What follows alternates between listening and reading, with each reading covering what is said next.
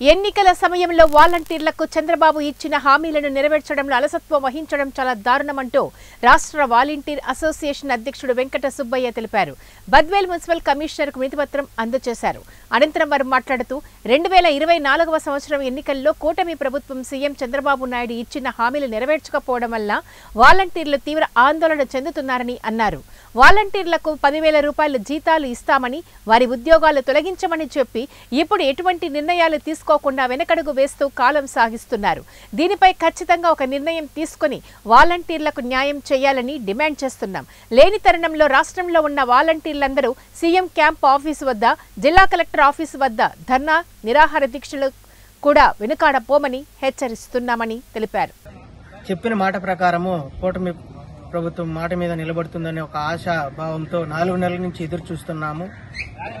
Voluntary చేయవలసిన పనులన్నీ కూడా సచివాలయం సిబ్బందితో చేపించి మా వాలంటీర్ని చాలా తక్కువ చూపు చూస్తున్నారు. చాలా బాధాకరంగా ఉంది.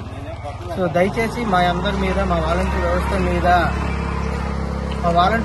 మీద దయ తలుస్తారని, అలాగే రాజీనామా చేసినటువంటి వాలంటీర్లు కూడా ఉన్నారు.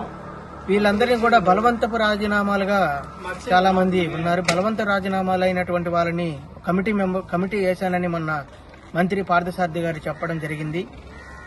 ఆ కమిటీని తొందరగా వాలంటీర్ వ్యవస్థలతో యొక్క నిజాలను కనుక్కొని రాజీనామా చేసిన వాళ్ళని కూడా విధుల్లోకి తీసుకొని మాకు ఉద్యోగ భద్రత, జీతాలు వీటన్నిటి మీద త్వరలో రేపు